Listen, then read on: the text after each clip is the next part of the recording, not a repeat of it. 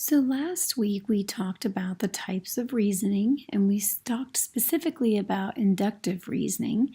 Today we're going to be talking about deductive reasoning.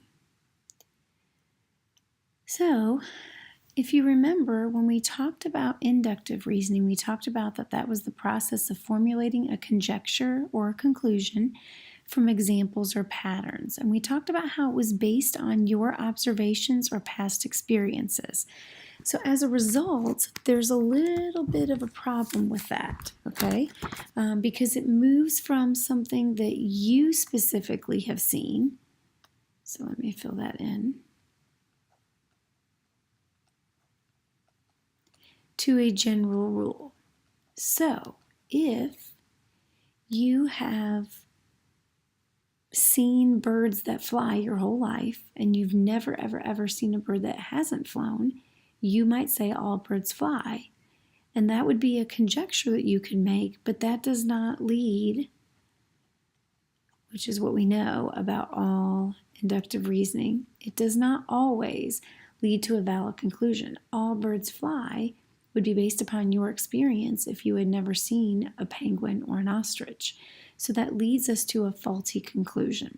That's why we don't use inductive reasoning in geometry. Everything we use in geometry is meant to be deductive reasoning. Deductive reasoning is based on proof. It's the process of logically, and that's your clue word there, it's logic.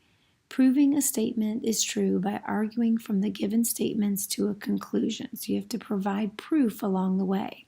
We use facts, definitions, postulates, properties, and theorems.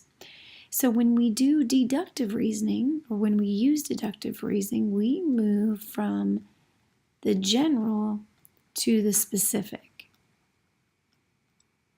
So for example, we might be shown or given a statement, and we are going to break it down to prove whether it is true or not. And so it's useful when we're trying to prove conjectures, okay? And this always leads to a valid conclusion as long as we know the assumptions that we're being given are true.